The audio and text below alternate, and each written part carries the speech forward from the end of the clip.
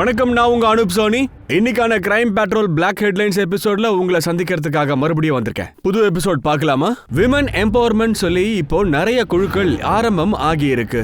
Government மூலமாகவும் பொதுமக்கள் மூலமாகவும் ஒரு விழிப்புணர்வு கொண்டு வர பாக்குறாங்க. இருந்தாலும் கொஞ்ச நாட்களாவே பெண்களுக்கு இழைக்கப்படுற அநீதிகள் அதிகமாயிட்டே இருக்கு. உண்மையை சொல்லணும்னா பெண் அடிமைன்றது அந்த காலம் மட்டும் இல்ல, இப்ப கூட அங்கங்க இருந்துகிட்டு தாங்க இருக்கு. இஷ்டத்துக்கு ஆட்டி படைக்க பாக்குறாங்க. உதாரணத்துக்கு ஒரு பெண்மணியோ இல்ல சின்ன பொண்ணோ ஒருத்தங்களுக்கு எதிராக சில செயல் திறன்களை காட்டுறாங்களோ அவங்கள அமுக்கிறதுக்காக சில சதி திட்டங்கள் தீட்டத்தான் படுது.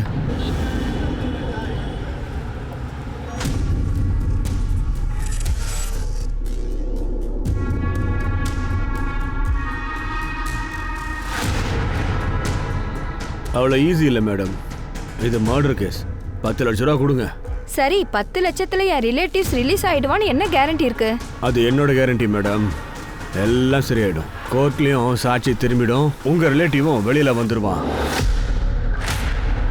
எஃப்ஐஆர் காப்பி கூட உங்களுக்கு ஒன்று தரேன். ஒன்றும் ப்ராப்ளம் ஒன்றும் இருக்காது.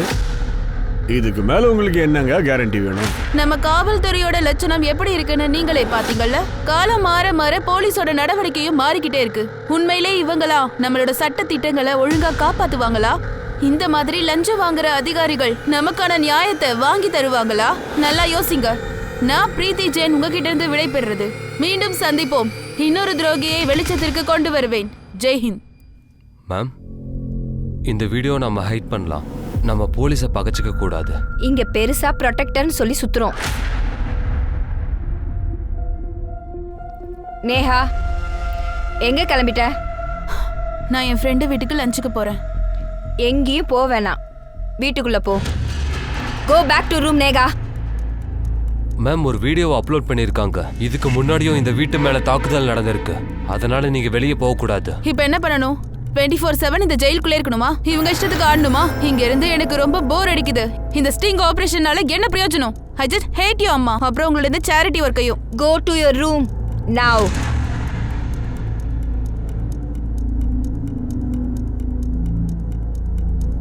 அடுத்து யாரோட ஸ்ட்ரிங் ஆபரேஷன் நடத்தலாம்? ரிசர்ச் பண்ணிட்டீங்களா?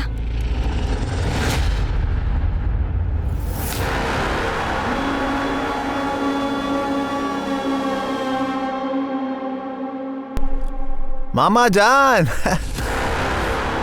सलाम अलैकुम मामू जान. वालेकुम सलाम. எப்படி இருக்கீங்க? மாஷா அல்லாஹ். அம்மா எப்படி இருக்காங்க?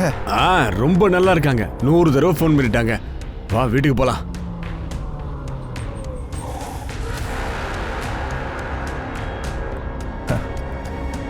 உள்ள எந்த கஷ்டமும் உனக்கு இல்லல்ல? இதுல என்ன கஷ்டம் இருக்கு? நான் ரொம்ப ஜாலியா தாங்க இருந்தேன். அப்படி போடு. அல்லாஹ்க்கு நன்றி. அவனை பார்க்கிறதுக்கு என்னோட கண்கள் துடிக்குது. சலாம் அலைக்கும் மம்மி. வாலைக்கும் சலாம். எப்படி இருக்க? மிளகாய கொண்டு வா.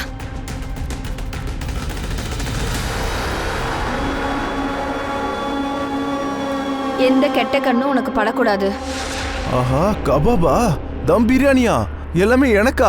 மா, எல்லாம் ஜெயில கிடைக்காம நான் துடிச்சு போன தெரியுமா? எல்லாம் உனக்காக தான் பண்ணியிருக்கேன். அம்மா, பாய்ஜான். ஷாஹித், டே தம்பி. பாய்ஜான். மாஷா அல்லாஹ், எப்படி வளர்ந்துட்டாமா 3 வருஷத்துல? அப்புறம் உன்னோட படிப்புலாம் எப்படி போகுது? நல்லா ஸ்கூல்லயே ஃபர்ஸ்ட் ரேங்க் வாங்குறான்பா. ஸ்கூல் லீடர் வேற. அவனை பாரு, நம்ம குடும்பத்துல பிறந்த பையனான்னு டவுட்டா இருக்கு. அது சரி, சல்மா எங்க? நான் விடுதலான விஷயத்த நீங்க சொன்னீங்களா? ஆமா, எவ்வளவு சீக்கிரம் முடியுமோ அவ்வளவு சீக்கிரமா எனக்கு நிக்கா பண்ணி வச்சிருங்க, சரியா? அட என்னாச்சு? சல்மான் நான் சொன்னதும் எல்லாரும் உண்மன் ஆயிட்டீங்க. அவ என்ன பார்க்க வந்து பல மாசம் ஆச்சு தெரியுமா? அவ வருவாடா. நீ போய் கை கால் கழுவிட்டு வா. சரி.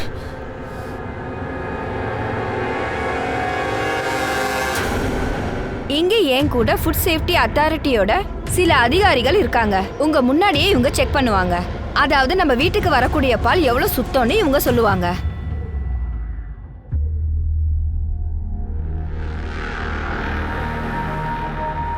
சார், அந்த ஸ்டிங் ஆபரேஷன் பண்றவங்க வந்திருக்காங்க.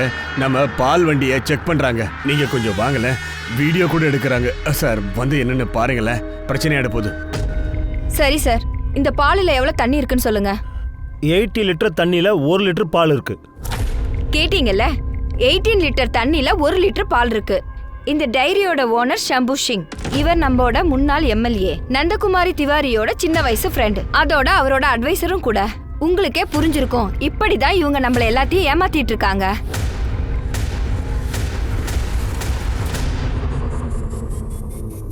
அமைதி, நிதானம், நல்ல புத்தி. பிரீத்தி மேடம், இந்தாங்க இந்த பணத்தை வச்சுக்கோங்க. அதோட ஒரிஜினல் காப்பியை என்கிட்ட கொடுத்துருங்க. அதோட உங்ககிட்ட சில காப்பீஸ் இருக்கும், அதை கொஞ்சம் டெலீட் பண்ணிடுங்க. இந்த மாதிரி பணத்தை சம்பாதிக்கிறத விட நான் உடம்ப வித்திருப்பேன். உங்க பணத்தை எடுத்துக்கிட்டு முதல்ல இங்கேருந்து கிளம்புங்க. என்ன மேடம், நான் பணத்தை செலவு பண்ணி ஆகணும். ஒன்று நீங்கள் வாங்கிக்கோங்க, இல்லைன்னா நான் வேற யாருக்காவது கொடுத்துருவேன். அதோட இந்த பணமும் உங்களுக்காக தான் செலவாகும். உங்க மேல இன்னொரு ஸ்ட்ரிங் ஆபரேஷன் நடக்கணும்னு நீங்க விருப்பப்படுறீங்களா? நான் உங்களை இப்பவே எச்சரிக்கிறேன். நம்ம இப்ப இவ்வளவு நேரம் இங்க பேசுறோம் இல்லையா, அதெல்லாம் சிசிடிவில பதிவாயிருக்கு. வீடியோ ரெக்கார்ட் ஆயிட்டு இருக்குல்ல, ஆடியோ ரெக்கார்ட் ஆகல இல்லையா? ஆடியோவை நான் இந்த போன்ல ரெக்கார்ட் பண்ணிட்டு இருக்கேன். மேடம், உங்க நேர்மையை பார்க்கறதுக்காக தான் வந்தோம். நாங்க உங்களை செக் பண்ணி பார்த்தோம் மேடம். நாங்க அங்க சும்மா விளையாட்டுக்கு பேசணும். யாருக்கிட்ட விளையாட்டுத்தனமா பேசுறது பிடிக்குமோ அவங்க கிட்ட வச்சுக்கோங்க. உங்களோட வாழ்க்கையை கேலி குத்து ஆக்குறது தான் என்னோட வேலையே. உங்க பணத்தை எடுத்துக்கிட்டு இங்க இருந்து போங்க. வணக்கம்.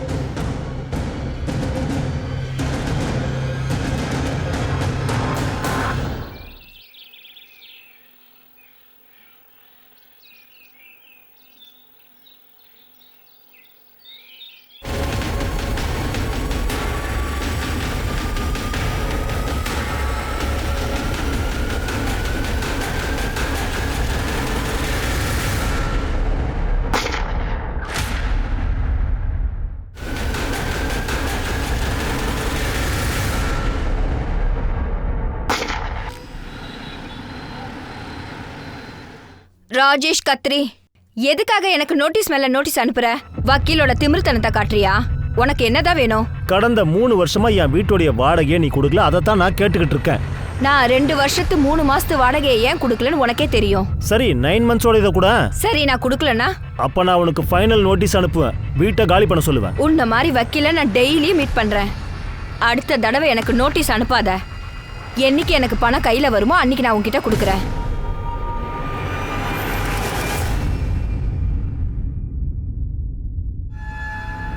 எங்க போற? என் ஃப்ரெண்டோடைய பர்த்டே. எந்த பர்த்டேவும் போக வேணாம். போக கூடாது சொல்லிருக்கல. But it's my friend's birthday. Argue பண்ண விரும்பல, அதுவும் இந்த நேரத்துல. முதல்ல உன்னோட ரூமுக்கு போ. நான் போக மாட்டேன். போ, முதல்ல உன்னோட ரூமுக்கு போ.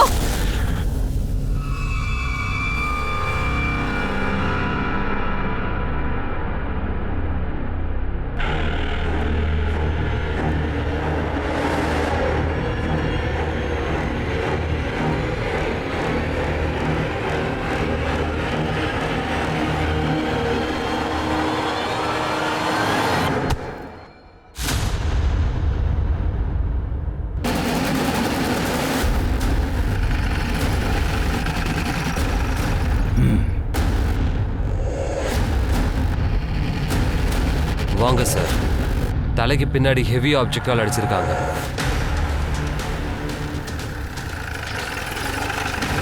யா அல்லாஹ், என் பொண்ணு கொன்னுட்டாங்களே. சல்மா, என் பொண்ணை இழந்து நான் நிக்கிறேன். அல்லாஹ், இவளை கொன்னுட்டாங்களே, கொன்னுட்டாங்களே. என் பொண்ணு இப்படி ஆயிடுச்சு.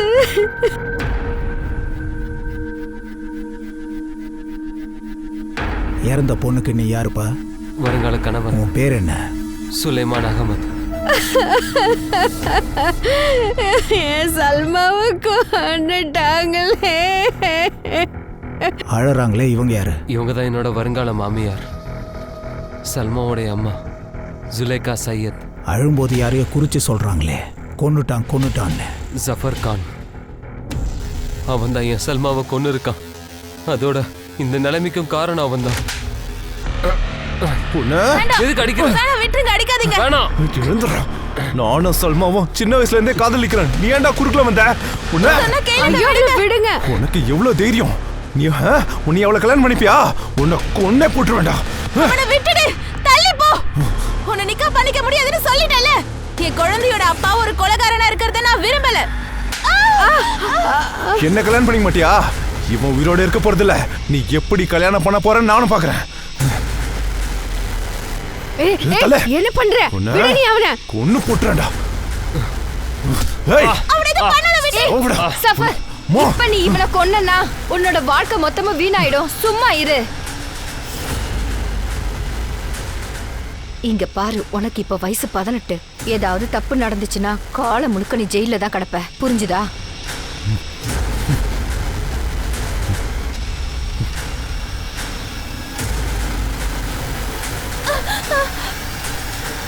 கையில ரொம்ப அழகா மெய்தி போட்டுட்டு இருக்கல, அத அப்படியே அறுத்துருவேன். உன் அம்மா, உன் அண்ணன் எல்லாத்தையும் நான் சாவடிச்சிருவேன். அப்புறம் சந்தோஷமா நான் ஜெயிலுக்கு போயிடுவேன். புரியுதா? மரியாதையா நிக்காக்கான ஏற்பாட பண்ற. கையறா.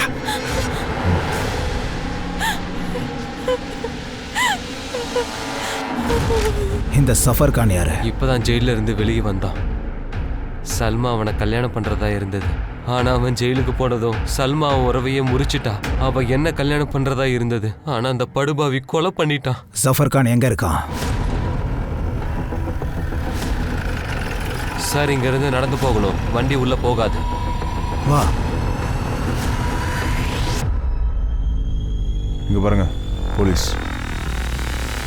மாஃபியா குவீன் ஜரீனா கான், நீயும் உன் பிள்ளையும் இந்த திருட்டுத்தனத்தை எப்போ விட போறீங்க? உன் புருஷன் இம்தியாஸ் கான் 6 வருஷத்துக்கு முன்னாடி என்கவுண்டர்ல கொல்லப்பட்டான். அப்போ நீங்க திருந்தல. 20 வயசு பையன் 2 வருஷத்துக்கு முன்னாடி என்கவுண்டர் ஆனா. 17 வயசு பையன் ஜெயில இருக்கான். 18 வயசு பையன் ஜெயில இருந்து வெளியே வந்து ரேப் மர்டர் கேஸ்ல எங்கேயோ தெரிஞ்சுக்கிட்டு இருக்கான். சார், விஷயத்துக்கு வாங்க சார். நானும் விஷயத்துக்கு தான் வரேன். ஜஃபர் கான் எங்க இருக்கான்? எனக்கு தெரியாது. உள்ள போய் செக் பண்ணுங்க. சார், இவன் யாரு? உன்னோட சின்ன சிங்கக்குட்டியா? ஷாஹித் கான். சார், உள்ள யாருமே இல்ல. ஜஃபரோடைய போனும் போகல சார். ஜஃபர் நேரா போலீஸ்க்கு வந்து சரண்டர் ஆனா அவனுக்கு நல்லது. அப்படி ஆகலனாலும் உன்னோட இந்த மாஃபியா உலகத்தை மொத்தமா நான் அழிச்சிருவேன். அல்லாஹ் ஹாஃபிஸ். அஜய் சார், ஜஃபர் போனை சர்வேலன்ஸ்ல போடு. அவன் அம்மாவை காண்டாக்ட் பண்ண கண்டிப்பா முயற்சி பண்ணுவான்.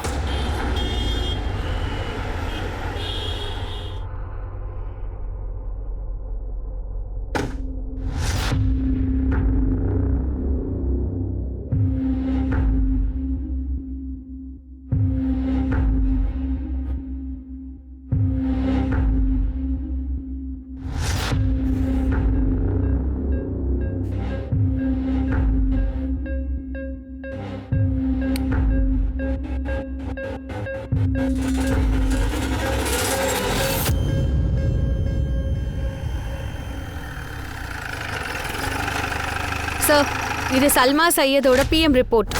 போஸ்ட்மார்ட்டம் பண்ண டாக்டர் தான் சொன்னாரு, இவ தலையில செம்மையா காயம்பட்டிருக்கு. அதனால தலையோட பின்பக்கம். ஆனா சல்மாவை ரேப் பண்ணலன்னு டாக்டர் சொல்லிட்டு இருந்தாரு. Right sir. ஆனா டெத்துக்கு முன்னாடி விக்டிம் கூட செக்ஸ் நடந்திருக்கு. ஆனா சல்மா சஃபரை நிக்கா பண்ணிக்க மாட்டேன்னு சொன்னான். அப்படி இருக்கும்போது இந்த செக்ஸ் எப்படி நடந்திருக்கும்? சரி, அப்படியே செக்ஸ் நடந்திருந்தா இந்த மர்டர் எதுக்கு? சார், சம்பவம் நடந்த இடத்துல எங்கெல்லாம் சிசிடிவி கேமரா இருந்ததோ அதோட ஃபுட்டேஜ் கிடைச்சிருக்கு. போடு. இங்க பாருங்க சார், 12:45க்கு இந்த ஜாஃபர் புர்கா போட்ட பொண்ணு கூட பைக்ல போறான். இந்த பில்டிங்குள்ள போயிருக்காங்க. இந்த புர்காக்காரி சல்மாவா தான் இருக்கணும். இங்க பாருங்க, கொஞ்ச நேரத்துக்கு அப்புறம் ஜரீனா தன்னோட சின்ன பையன் கூட வராங்க. அவங்களும் அந்த பில்டிங்குள்ளேயே போறாங்க. இந்த சின்ன பையன் மைனர் தானே? ஷயத். ஆமா சார். பைக்கை எப்படி ஓட்டுறான்? அதுவும் ஹெல்மெட் இல்லாம? டிராஃபிக் போலீஸை ஏமாத்திருப்பாங்க. சார், இங்க பாருங்க, 7 நிமிஷத்துக்கு அப்புறம் அம்மாவும் பிள்ளையும் ஒரே பைக்ல போறாங்க. அப்போ ஜஃபர்? இது பேக் சைடோட சிசிடிவி ஃபுட்டேஜ். ஜஃபர் பேக் சைட்ல இருந்து போறது தெரியுது. இவன் பைக் டீடைல்ஸை உடனே சர்க்குலேட் பண்ணுங்க. சஃபருடைய details, information, petroleum team, highway police எல்லா இடத்துலையும் சர்க்குலேட் பண்ணி விட்டுருங்க. இன்னொரு விஷயம், ஜரீனா அவளோட சின்ன பையன் சாஹித் 2 பேரையும் இங்கே கூட்டிட்டு வாங்க. Okay sir. சார், சல்மாவை நான் தான் அடிச்சேன்.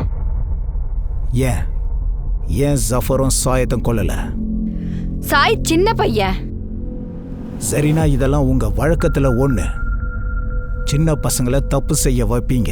ஏன்னா உனக்கு ரொம்ப நல்லா தெரியும் 2-3 வருஷத்துல இவன் மேஜர் ஆயிடுவான், அப்ப இவன் தப்பிச்சிருவான்னு. 3 பசங்களுக்கும் இதானே நடந்துச்சு. சார், சாயத் பில்டிங் உள்ள கூட போகல. அவன் தன்னோட கண்ணால எதையும் பார்க்காத போது எப்படி கொல்லுவான்? நீங்க வேணா ஸ்கூலுக்கு போய் அவனை பத்தி கேட்டு பாருங்க. படிப்புல இவன் தான் ஃபர்ஸ்ட். குற்றம்னா என்னன்னு கூட இந்த பையனுக்கு தெரியாது. சரி, இப்போ உன் பேச்ச நான் நம்புறேன். அப்புறம் ஏன் ஜஃபர் இருக்க மாட்டான்? அவனுக்கும் சல்மா மேல கோபம். ஜஃபர் வந்து சல்மாவை மனசார லவ் பண்ணான் சார். அப்புறம் எப்படி அவ கொல்லுவான்? அப்போ நீ எதுக்கு கொலை பண்ண? எனக்கு தெரிஞ்சவங்க சஃபரை ஒரு பொண்ணு கூட ஆசாத் ரோட்ல பார்த்தாங்க. அவங்க தான் எனக்கு ஃபோன் பண்ணாங்க. ஹலோ, அந்த பொண்ணு சல்மானு தான் கண்டுபிடிக்க எனக்கு நேரம் ஆகல. நான் சாயித ஆசாத் ரோட்டுக்கு கூட்டிட்டு போக சொன்னேன். நாங்க 2 பேரும் அங்க போனப்ப பில்டிங்க்கு வெளியே நான் சஃபரோட வண்டி அங்க பார்த்தேன். நீ இங்கேயே இரு, நான் இப்ப வரேன்.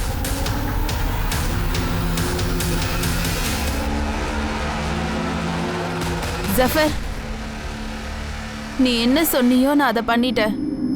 உன்னை மீட் பண்ணவும் வந்துட்டேன். நீ சொன்ன மாதிரியும் செஞ்சுட்டேன். இப்ப குதாவுக்காக என் குடும்பத்து ஆளுங்களுக்கும் யாருக்கும் நீ தொல்லை கொடுக்க கூடாது. நான் உன்னை வேண்டி வேண்டி கேட்டுக்கிறேன். நீ என்ன நிரந்தரமா மறந்துரு. சின்ன வயசுல இருந்தே லவ் பண்றேன். அவன் அங்கிருந்து வீட்டுக்கு தான் வந்திருக்கணும். அப்போ அந்த ஹேமர், அதான் சல்மாவை அடிச்சல்ல, அது எங்க இருக்கு? எனக்கு தெரியாது சார். எங்கேயாவது தூக்கி போட்டிருப்பேன். தூக்கி போட்டுட்டியா இல்ல ஜஃபர் எடுத்துட்டு போயிட்டானா? ஏன்னா அதே ஹேமரை வச்சு தானே சல்மாவை அடிச்சான், இல்ல சாஹித்? எனக்கு இதெல்லாம் தெரியாது. அம்மா என்னை வெளியே நிற்க சொல்லியிருந்தாங்க. உள்ள நடந்தது எதுவும் எனக்கு தெரியாது. ஜரீனாவோட வாக்குமூலம் மூலமா இந்த கேஸ் ரொம்ப சுவாரஸ்யமா கோர்ட்ல நடந்துச்சு. விறுவிறுப்பா போச்சு. ஜரீனா தன் மகனை காப்பாத்துறதுக்காக தான் பழிய தன் மேல போட்டுக்கிட்டாங்களோன்னு காவல்துறைக்கு சின்ன டவுட் வந்துச்சு. சோ ஜஃபரையும் தொடர்ந்து தேட ஆரம்பிச்சாங்க காவல்துறை. அவங்க ஜரீனாவுடைய மர்டர் கேஸ்ல ஜஃபருடைய சின்ன தம்பியும் இன்வால்வ் பண்ண முயற்சிகள் எடுத்தாங்க. ஆனா ஆதாரங்கள் எதுவுமே கிடைக்கவே இல்லை. ஏன்னா ஸ்கூல்ல அக்கம் பக்கத்துல எல்லாமே அவனுக்கு நல்ல பெயர் இருந்துச்சு. அதனால விட்டுட்டாங்க. ஜரீனா ஒரு தந்திரக்காரி. தன் வேலை நடக்கணும்னா அவ எந்த எல்லைக்கும் போவா. ஆனா காவல்துறை அவளுடைய கிரிமினல் பேக்ரவுண்ட கோர்ட்ல சொல்லி சொல்லி பெயில் கிடைக்காத அளவுக்கு பண்ணிட்டாங்க. அப்போ லோக்கல் போலீஸ் ஸ்டேஷன்ல இன்னொரு கேஸ் அப்போ பதிவாச்சு. அது டிவி மற்றும் நாளிதழ்ல ஹெட்லைன் ஆயிடுச்சு.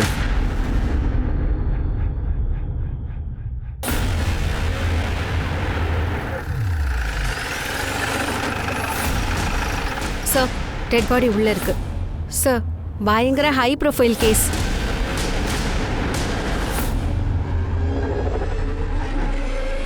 போலாம். அஜய் சார். எல்லா கேமராவோட ஃபுட்டேஜையும் நீங்க செக் பண்ணுங்க. Okay sir. ரெக்கார்டிங் எப்போ நின்னுச்சுன்னு தெரிய வரணும். Okay sir. சார், இதுக்கு முன்னாடியே இவங்களை தாக்க முயற்சி பண்ணியிருக்காங்க. அந்த கேஸையும் நான் ஸ்டடி பண்ணுறேன். ஒருவேளை அதுக்கும் இதுக்கும் ஏதோ சம்மந்தம் இருக்கலாம். சாத்தியம் இருக்கு. அவங்க ஆஃபீஸில் இருக்கிற லேப்டாப், மொபைல் என்ன கிடைக்குதோ சரி, எல்லா டேட்டாவையும் செக் பண்ணுங்க. Okay sir. காரியத்தெல்லாம் முடிச்சுட்டு போஸ்ட்மார்ட்டம்க்கு அனுப்பிடுங்க. Okay sir. ஜெய்ஹிந்த் சார். டெல்லி சீலம்பூர் இலாக்கா, இங்க ஒவ்வொரு நாளுமே இந்த மாதிரி சம்பவங்கள் நிகழ்ந்துகிட்டு தான் இருந்துச்சு. ஊரை எப்பவுமே பதட்டத்திலேயே வச்சிருந்துச்சு. ஸ்வேதா இந்த பிரீத்தி ஜெயினோட பொண்ணு நேகா, அப்புறம் அவங்களோட அசிஸ்டன்ட் கிருஷ்ணகுமார், இவங்களோட ஸ்டேட்மெண்ட் எல்லாமே கோஆர்டினேட்டாக தெரியுது. நீ ஒரு வேலை பண்ணு, அவங்களோட கால் ரெக்கார்ட்ஸ், லொகேஷன் டீட்டெயில்ஸ் எல்லாத்தையும் எடு. அது கூடவே பிரீத்தி ஜெயின் ததும். சார், ஏன் சொல்கிறேன்னா வீட்டில் யாருமே ஃபோர்ஸாக என்ட்ரி பண்ணலை. இல்லை வீட்டுக்குள்ளேயே யார்கிட்டையாவது 2வது கீ இருக்கணும். இல்லைனா வீட்டு கதவை யாரோ வேணும்னே திறந்து வச்சிருந்துருக்கலாம். ஆனா சார், வீட்டுக்குள்ள சிசிடிவி இருக்குன்னா அவங்க ஏன் கதவை திறந்து வச்சிருக்கணும்? அதோட இவங்க உயிருக்கு ஏதோ ஆபத்து இருக்கு. அதுவும் கரெக்டு தான். ஹேமரோட ஃபாரன்சிக் ரிப்போர்ட் உடனே வரணும். சார்,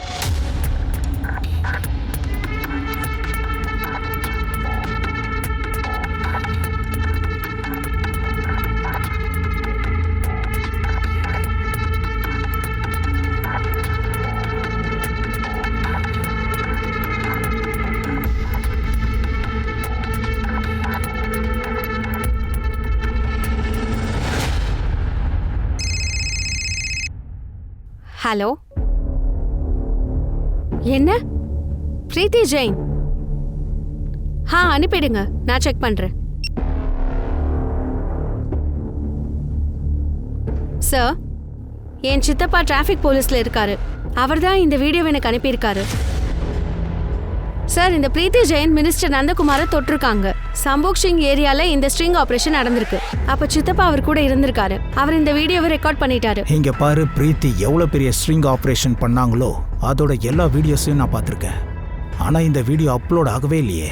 சார், ஒருவேளை இந்த வீடியோ காரணமா இந்த கொலை நடந்திருக்கலாமோ?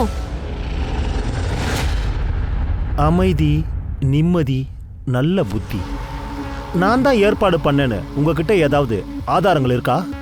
எங்க பார்ட்டி ஆட்சியில இருக்கு. இந்த நேரத்துல பைத்தியகாரத்தனம் பண்ணுவேனா?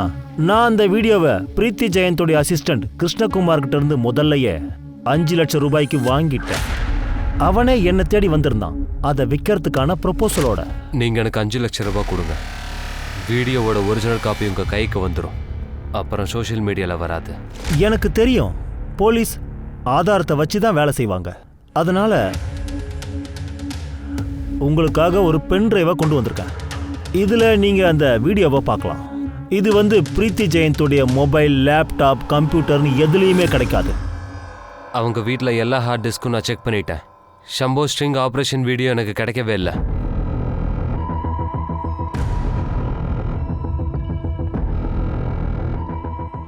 சார், அவர் மேடமை விலைக்கு வாங்க பார்த்தாரு. ஆனால் மேடம் எப்பவும் காம்ப்ரமைஸ் பண்ணிக்கவே மாட்டாங்க. ஸோ நீ இறங்கிட்ட. சார், பல வருஷமாக அவங்கக்கிட்ட வேலை பார்க்குறேன். சாப்பாடை தாண்டி எனக்கு பணம் கிடைச்சதே இல்லை. நான் பணத்துக்கு ஆசைப்பட்டேன். இன்னொரு தடவை பேராசைப்பட்டு நீ அவங்கள கொன்னுட்ட, அப்படிதானே? சார், நான் கொல்லல. அப்போ நீ சொல்லி பண்ணியிருப்பாங்க, இல்லை நீ ஹெல்ப் பண்ணியிருக்கலாம்ல? சார், நான் அந்த மாதிரி எதுவுமே பண்ணல. திவாரி அவனோட ஒரு அட்வைசர் ஷம்போ சிங். இதுக்கு முன்னாடி கூட மேடம் அவங்களை எக்ஸ்போஸ் பண்ணியிருந்தாங்க. சார், ஒரு வேளை அவங்க பண்ணியிருக்காங்க. சார்,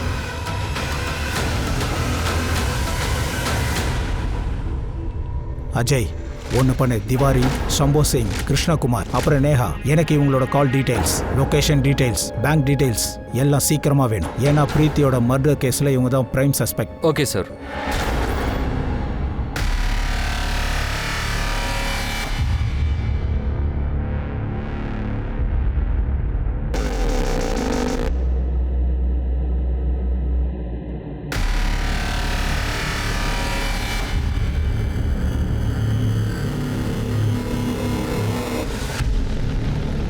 இந்தாங்க உங்க 2 பேரோட லொகேஷன் டீடைல்ஸ். சம்பவம் நடந்த அன்னைக்கு நீங்க 2 பேரும் வீட்டில் தான் இருந்திருக்கீங்க. உங்க அம்மாவை ஏன் கொலை பண்ணீங்கன்னு இப்போ சொல்லுங்க. சார், நான் என் அம்மாவை மர்டர் பண்ணல. நீ போய் சொல்ற. சம்பவம் நடக்கும்போது நீ வீட்டில் தான் இருந்திருக்க. வேணும், நீ வீட்டு கதவை திறந்து வச்சிருக்க. அப்பதானே வெளியில இருந்து யாராவது உள்ள வர முடியும். உள்ள வந்திருக்காங்க, அதுவும் நேரா உன் ரூமுக்கு வந்திருக்காங்க. உன் கூட சேர்ந்து உங்க அம்மா கதையை முடிச்சிருக்காங்க. இப்போ அது கேக்கேவா இல்லைன்னா வேற யாராவதா? இல்ல sir, this is not true. ஆனா ஒரு உண்மை இருக்கு, உனக்கும் உன் அம்மாவுக்கும் செட் ஆகாது. டெய்லி உங்களுக்குள்ள சண்டை நடக்கும். உங்க வீட்டு சிசிடிவி ஃபுட்டேஜை பார்க்கும்போது எனக்கு தெரியுது. எஸ் சார், நாங்க சண்டை போட்டுக்கிறது என்னமோ உண்மைதான். ஏன்னா எங்க ஐடியா மேட்ச் ஆகல. அவங்களோட சோஷியல் ஆக்டிவிசம், சேரிட்டி எதுவும் எனக்கு பிடிக்கல. ஆனா ட்ரஸ்ட் மீ சார், அம்மாவோட டெத்தை பத்தி எனக்கு எதுவும் தெரியாது. எப்படி என்ன நம்ப சொல்ற? சம்பவம் நடந்த டைம் உங்க வீட்டுல உன் ரூமுக்குள்ள தான் இருந்திருக்க. ஒருத்தன் வரான், உன் அம்மாவை கொலை பண்ணிட்டு போயிருக்கான். ஆனா உனக்கு எதுவும் தெரியல. நான் எப்படி நம்புறது? உனக்கும் கேக்கேவுக்கும் ஆஃபர் இருக்கா? Yes sir. ஏன்னா அம்மா சின்ன வயசுல இருந்தே ரொம்ப ரெஸ்ட்ரிக்ஷனோட வளர்த்தாங்க. என்னால இந்த கிருஷ்ணா கிட்ட தான் ஃப்ரீயா பழக முடிஞ்சது. அன்னைக்கு என் கூட இருந்தா இன்னைக்கும் இருக்கா. ஆனா ஆனா அம்மாக்கு இதெல்லாம் எதுவும் தெரியாது. ஒருவேளை உங்க அம்மாவுக்கு இந்த சந்தேகம் வந்திருக்கலாம். அதனாலதான் வீட்டுல சிசிடிவி கேமரா இருக்கு. மாட்டிக்க கூடாதுன்னு நான் எப்பவும் டிவிஆர் ஆஃப் பண்ணிடுவேன். ஆனா அம்மா டிவிஆர்ல தான் ஏதோ பிரச்சனை இருக்குன்னு நினைச்சிட்டு இருந்தாங்க. எப்பவும் போல நான் அன்னைக்கும் டிவிஆரை ஆஃப் பண்ணிட்டேன். அதோட வீட்டு கதவையும் திறந்து வச்சேன். அப்பதான் கேக்கே சைலண்டா என்னை பார்க்க வர முடியும்.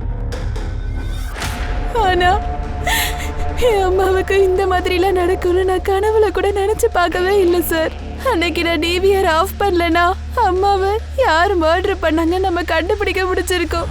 சரி மிஸ்டர் கிருஷ்ணகுமார், உண்மையிலேயே அழகான முகத்தோட கேவலமானவனா இருக்க. முதல்ல பிரீத்தியை ஏமாத்த முயற்சி பண்ணிருக்க. அடுத்தது உன்னோட தேவைகள். அதனால பிரீத்தியை கொன்னுட்டு அவங்க பொண்ணோட உல்லாசமா இருக்கலான்றது உன்னோட நினைப்பு, அப்படிதானே? சார், பிரீத்தி மேம கொல்றத பத்தி யோசிக்க கூட மாட்டேன். அவங்க தான் எனக்கு ஜேர்னலிசம் சொல்லி கொடுத்தாங்க. இல்லைன்னா தெருவுல பிச்சை எடுத்துட்டு இருந்திருப்பேன். சரி, நேகா உனக்காக டோர் ஓபன் பண்ணி வச்சால, அதை எதுக்கு க்ளோஸ் பண்ணாம உள்ள போன? சார் சார் நான் வந்து கதவை க்ளோஸ் பண்ணிருந்தேன் அப்ப சார். தெளிவாயிடுச்சு. உங்கள யாராவது ஒருத்தர் கொலை பண்ணிருக்கணும், இல்லனா 2 பேரும். சார் சார் ஞாபகம் வந்துருச்சு சார். நான் எப்பவும் கதவை மூடவே மாட்டேன். ஏன்னா கொஞ்சம் சத்தம் கேட்டாலும் மேடம் அலர்ட் ஆயிடுவாங்க.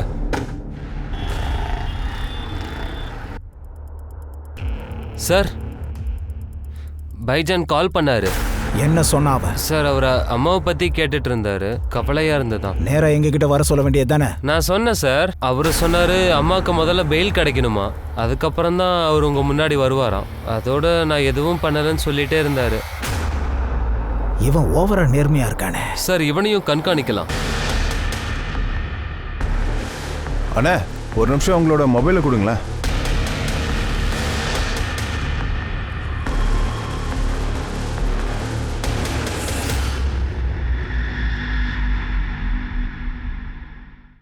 சார், பிரீத்தி ஜெயினோட போஸ்ட்மார்ட்டம் ரிப்போர்ட் நைட் 2 மணிக்கு நடந்திருக்கு. சுத்தியலால பலமா தாக்கினதுனால ஸ்பாட்லயே இறந்திருக்காங்க. சார், சல்மாவோட பிஎம் ரிப்போர்ட்டை திரும்ப படிக்கிற மாதிரியே இருக்கு. சார், ஒருவேளை ஜஃபர் பிரீத்தியை கொண்டு இருக்கலாம். இல்லைனாலும் ஜரீனா பணம் வாங்கிட்டு வாடகைக்கு கொல்ல பணம் அனுப்பியிருப்பாங்களே. ஆனா ஜரீனாவும் ஜெயில இருக்காளே.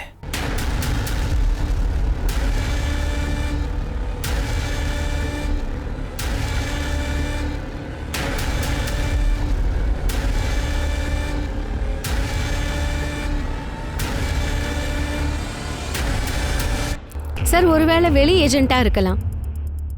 அப்போ இமிடியேட்டா 2 வேலை நாம செய்யணும். முதல்ல இந்த கான்ட்ராக்ட் கொடுக்குற ஏஜென்ட்டை பிடிக்கணும். 2வது, பிரீத்தி எனிமியோட லிஸ்ட்டை எடுக்கணும். அந்த லிங்க்ல டைரக்டா செரீனா கூட யாருக்கு கான்டாக்ட் இருக்குன்னு தெரிஞ்சுக்கணும். சார், பிரீத்தி ஜெயந்த் வீட்டில இருந்து நம்ம டாக்குமெண்ட்ஸ் கலெக்ட் பண்ணோம் இல்லைங்களா, அதில் இந்த நோட்டீஸ் இருந்தது சார்.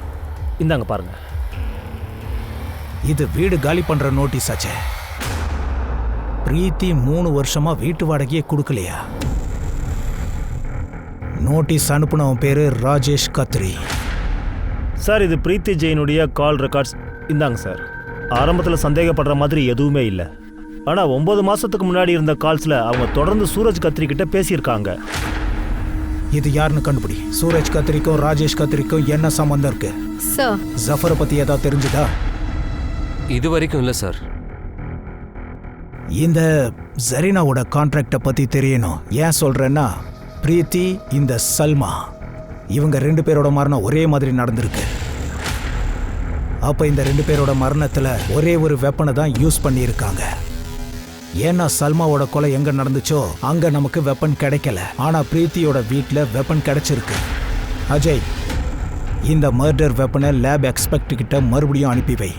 எனக்கு ஒரு கெட் ஃபீலிங் இருக்கு, கண்டிப்பா ஏதாவது ஒன்று கிடைக்கும். Okay sir.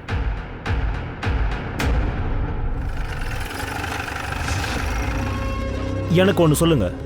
ஒருத்தர் இன்னொருத்தர் ப்ராப்பர்ட்டியை எடுத்துக்கிறாங்க, வாடகை கொடுக்கல, காலியும் பண்ணல. அப்ப ப்ராப்பர்ட்டியோடைய ஓனர் சட்டப்படி நடவடிக்கைகள் எடுக்கலாம் இல்லையா? ப்ராப்பர்ட்டியை காலி பண்ணக்கூடிய உரிமை இருக்கு இல்ல? நீங்க அனாவசியமா நம்ம டைமை வேஸ்ட் பண்றீங்க. எக்ஸ்கியூஸ் மீ, எனக்கு கோர்ட்ல ஹியரிங் இருக்கு. I am getting late. இது என்னுடைய கார்டு, தேவைப்பட்டா கூப்பிடுங்க. Bye bye. நீங்க கோர்ட்டுக்கு போக வேண்டாம்ல, உட்காருங்க, சும்மா பேசலாம். மிஸ்டர் சூரஜ், 9 மாசத்துக்கு முன்னாடி பிரீத்தி கிட்ட நீங்க தொடர்ந்து பேசியிருக்கீங்க. அப்புறம் திடீர்னு ஏன் பேச்சுவார்த்தையை நிப்பாட்டினீங்க? எங்க 2 பேருக்கு அஃபேர் இருந்தது. கல்யாணம் பண்ணிக்கலான்னு இருந்தோம். 2 வருஷமா ரிலேஷன்ஷிப்ல இருந்தோம். ஆனா அவ தான் என்ன விட்டுட்டா. இங்க பார் பிரீத்தி, நான் எல்லாத்தையும் சரி பண்ணிடுறேன், என்ன நம்புப்பா ப்ளீஸ். சூரஜ் ப்ளீஸ், நம்ம ரிலேஷன்ஷிப்பை இனிமே கண்டினியூ பண்ண முடியாது. என் பொண்ணு, நான் இன்னொரு கல்யாணம் பண்ணிக்கிறத அவ விரும்பல. அப்படியே நான் உன்னை கல்யாணம் பண்ணிக்கிட்டாலும் அவ உன்னை அப்பாவா ஏத்துக்க மாட்டா. நான் நேகா கிட்ட பேசுறேனே, நான் அவளுக்கு புரிய வைக்கிறேன். சூரஜ், எனக்கு அவளை தெரியும், அவ ஒத்துக்க மாட்டா. உனக்கு தெரியும், அவ தான் என்னோட ப்ரையாரிட்டி. இதுக்கப்புறம் நம்ம இதை பத்தி பேச தேவையில்லை. நான் உடஞ்சு போயிருந்தேன். ட்ரிங்க்ஸ்லாம் எடுக்க ஆரம்பிச்சிட்டேன். டெய்லிக்கும் குடிக்க ஆரம்பிச்சேன். என்னோட உலகமே இருண்டு போன மாதிரி நான் ஃபீல் பண்ணேன் சார். ஆனா இப்போ நீங்க நல்லா தானே இருக்கீங்க. இதுக்கு காரணம் பிரீத்தி இறந்து போனாங்கன்றதை எடுத்துக்கலாமா? இல்லை, நான் இப்போ தான் வெளிநாட்டில் இருந்து வந்திருக்கேன். இன்ஃபேக்ட் நானும் அவகிட்ட சொன்னேன், எது வரைக்கும் சூரஜ் கிட்ட அஃபேர் இருக்கோ நீ வாடகை கொடுக்காத, லாஸ்ட் 9 மாசத்தாவது கொடுன்னு. அவ கொடுக்கறதா தான் இருந்தா. ஆனா என் பையன் ராஜேஷுக்கு அர்ஜென்ட்டா பணம் தேவையா இருந்தது. அவன் டக்குன்னு நோட்டீஸ் அனுப்பிட்டான். அப்புறம் அவளை ரெகுலரா ஃபாலோ பண்ணிக்கிட்டு இருந்தான். மிஸ்டர் சூரஜ், நீங்க பிரீத்தி கிட்ட ரொம்ப க்ளோஸா இருந்திருக்கீங்க. பிரீத்தியை யார் கொலை பண்ணியிருப்பாங்கன்னு ஐடியா இருக்கா? அதெல்லாம் தெரியாது சார். ஆனால் ஒன்று, பிரீத்திக்கு எப்பவுமே நேகா கூட ஒரு பிரச்சனை இருக்குங்க. இதை தாண்டி என்னால் எதுவும் சொல்ல முடியாது சார். சார், எனக்கு மொத்த ஃபேமிலி மேலேயுமே சந்தேகமாக இருக்கு. இந்த சூரஜ் கத்ரி இவன் சொல்றதையும் நம்ப முடியாது. நிறைய கேஸ் பிரைம் ஆஃப் ஃபேஷனா இருக்கும். ஆனா அப்பா ரொம்ப இனிமையா பேசிட்டு இருக்காரு. சரி, நீங்கள் அந்த சூரஜை நோட்டீஸ் பண்ணீங்களா? அவனும் நேகாவை தான் குறிப்பிடுறான்.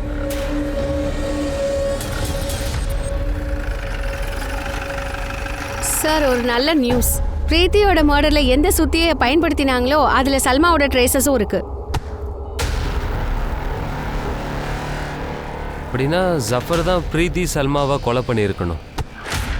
ஜரீனா நம்மளை திசை திருப்ப முயற்சி பண்றா. ஜஃபர் அங்கிருந்து ஓடும்போது அந்த மர்டர் வெப்பனை எடுத்துட்டு ஓடி இருக்கணும். ஜரீனா மூலமா பிரீத்தியை கொல்ற கான்ட்ராக்ட் கிடைச்ச அப்புறம் அதே வெப்பனை எடுத்துட்டு போய் அதே வெப்பனால பிரீத்தியை கொலை பண்ணியிருக்கான்.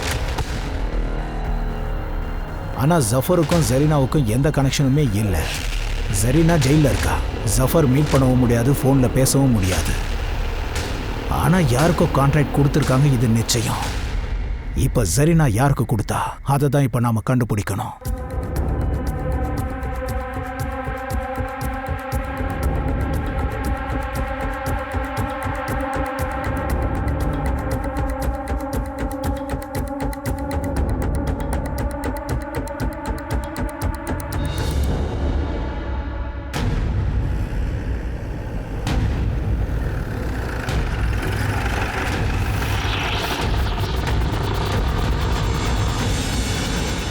நான் ஜரீனாவுடைய வக்கீல்.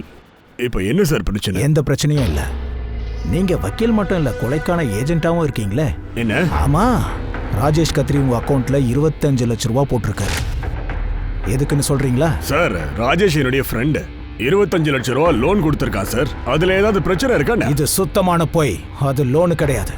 அது உன் மூலமா பிரீத்தியை கொல்றதுக்கு கான்ட்ராக்ட் கொடுத்துருக்கான். இங்க பாருங்க வக்கீல் சார், இந்த விஷயம் கோர்ட்ல தெரிஞ்சதுன்னு வைங்க, உங்க கருப்பு கோட்டை பிடிங்கி லைசன்ஸையே தூக்கிடுவாங்க.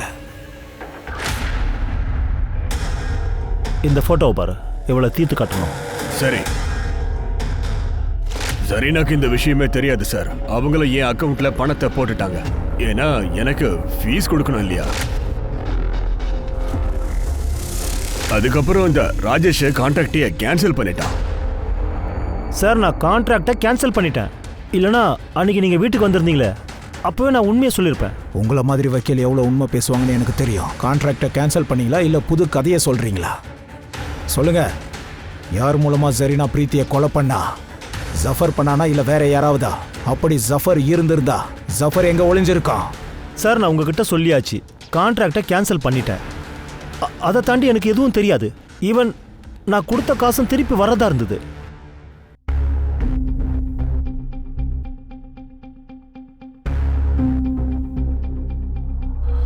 மேடம் சரியா 1:30 மணிக்கு உள்ள போயிருக்கான்.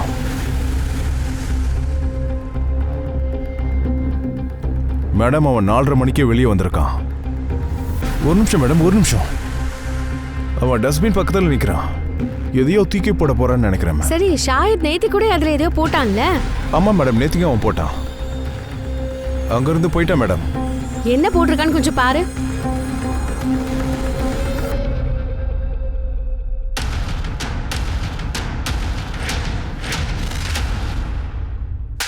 உங்களுக்கு தெரியும்ல, சின்ன பசங்க கூட உடல் உறவு வச்சுக்கிறது சட்டப்படி குற்றம். இந்த விஷயம் வெளியே தெரிஞ்சதுன்னா உன் வாழ்க்கையே நாசமா போயிடும். சாரி மேடம், தப்பு பண்ணிட்டேன். இனிமே பண்ண மாட்டேன். இப்ப சொல்லு, 27 அக்டோபர் மதியம் 1:30 மணில இருந்து 4:30 மணி வரைக்கும் சையது உங்ககிட்ட டியூஷனுக்காக வந்திருந்தானா? இல்ல இல்ல சார். சரி ஷாஹித், உன் அண்ணன் ஃபோன் பண்ணியிருந்தானா? இல்லை சார். இங்க பாருப்பா, நேரா விஷயத்துக்கே வரேன். எங்க டீமுக்கு உன் பைக்ல இருந்து பிளட் சாம்பிள் கிடைச்சிருக்கு. ரிப்போர்ட் வந்ததும் எல்லாமே கிளியர் ஆயிடும். நீ ஜெயிலுக்கும் போயிடுவ. அதனால அந்த பிளட் யாருதுன்னு நீயே சொல்லிடு. அதோட நீ யார் யாரெல்லாம் கொலை பண்ண சொல்லிடுறேன் சார். அதிகபட்சம் என்ன ஆகும், 2 வருஷம் ஜெயிலில் இருக்கணும். அதுக்கப்புறம் மறுபடியும் ஃப்ரீ ஆயிடுவேன். அதுக்கப்புறம் என்ன படிக்கணுமோ அதை படிப்பேன். அப்படின்னா நீ பிரீத்தியை கொலை பண்ணன்றதை ஒத்துக்கிற. அம்மா அனாவசியமாக ஜெயிலில் இருக்காங்க. அண்ணா அனாவசியமாக ஒழிஞ்சிட்டு இருக்கான். அண்ணாவுக்கு எவ்வளவோ சொல்லி புரிய வச்சேன், வந்துருன்னு சொன்னேன். அப்போ தான் நான் போலீஸ் ஸ்டேஷனுக்கு வந்து என்னையே ஒப்படைக்க முடியும். ஆனால் என் அண்ணாக்கு என்னை ரொம்ப பிடிக்கும், அதனால தான் ஒத்துக்கல. சொல்லப்போனால் அம்மாவுக்கு பெயில் வாங்கி கொடுக்க ரொம்ப துடிக்கிற. அம்மாவை நீ எப்படி கொன்ன? அவ ரொம்ப கெட்டவ. அம்மா மேலேயும் அண்ணா மேலேயும் போலீஸில் கம்ப்ளைண்ட் பண்ண போனான். நேஹா எப்பவும் கதவை திறந்து வைக்கிறது, அப்புறம் கேகே கதவை மூடாமல் போகிறது. இதால் என் வேலை ரொம்ப ஈஸியாச்சு. அன்னைக்கு கேகே உள்ளே போன உடனே அப்படியே ஒழிஞ்சிட்டு நானும் உள்ளே போனேன்.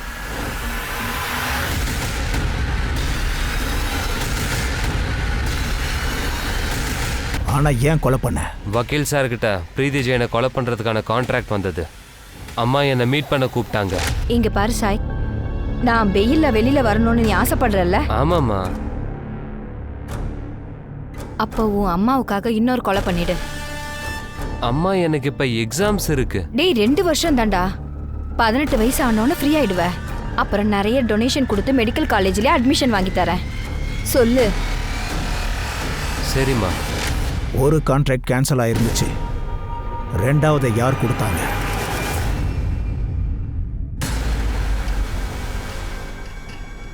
கான்ட்ராக்ட் கொடுத்த விஷயம் எனக்கு தெரிஞ்சிருந்தது. ஆனால் அதுக்கப்புறம் ராஜேஷ் ஃபேமிலியை பற்றி அதிகமாக யோசித்து அதை கேன்சல் பண்ணிட்டான். அந்த பொம்பளையும் என் பையனுடைய வாழ்க்கையை கெடுத்துட்டான். இவனும் வெளிநாட்டிலேருந்து திரும்பி வந்துட்டான். ஆனால் பிரீத்தி ஞாபகத்திலே இருந்தான். காலையில் டிஃபன் சாப்பிடும்போது ட்ரிங்க்ஸ் எடுத்துக்கிறதுக்கு ஆரம்பிச்சிட்டான். அதனால் பழி வாங்குற எண்ணம் எனக்கு வெறி ஆயிடுச்சு. மறுபடியும் சரீனாவுடைய வக்கீலுக்கு கான்ட்ராக்ட் கொடுத்தேன்.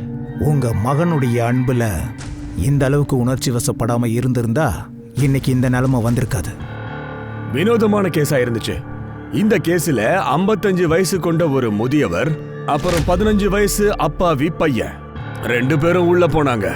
ஷாஹித் ஒரு பிரில்லியன்ட் ஸ்டூடெண்ட், நாளைக்கு நல்ல சிட்டிசனா வர வேண்டியவன். தன் குடும்பத்தோட கிரைம் சாக்கடையில இருந்து அவனால வெளியிலேயே வர முடியாம போயிடுச்சு. சரீனா மாதிரி எத்தனையோ கெட்ட பெண்கள் இருக்காங்க. அவங்க வீட்டுல இருக்கிற சின்ன பசங்களை வச்சு கிரைம் ரேட்ஸை ஏத்துறது. இந்த பசங்க எப்ப விடுதலையாகி வெளியில வராங்களோ, அன்னையில இருந்து உள்ள எப்படி இருந்தாங்களோ அதே மாதிரி தான் வெளியில இருந்து ரவுடிசத்தை அதிகப்படுத்துறாங்க. வாழ்க்கையே மாறி போயிடுது. இது ஒரு பெரிய சதி திட்டம். போலீஸ் அண்ட் ஜுடிஷியரி இந்த பயங்கரமான சதித்திட்டங்களை புரிஞ்சுக்கிட்டு இதுக்கு ஒரு லீகல் சொல்யூஷனை தேடிக்கிட்டு தான் இருக்காங்க. இப்போ நான் உங்க அனூப் சோனி விடைபெற்றுக் கொள்கிறேன். அடுத்த எபிசோட்ல மறுபடியும் நான் உங்களை சந்திக்கிறதுக்கு வருவேன். காத்துருங்க. இன்னொரு புது கேஸ்ல சந்திப்போம். ஞாபகம் இருக்கட்டும், குற்றத்துக்கும் நமக்கும் இருக்கிற இடைவெளி ஒரு சின்ன நூல் இழை மட்டும் தாங்க. சோ ஜாக்கிரதையா இருங்க, பாதுகாப்பாவும் இருங்க. ஜெய் ஹிந்த்.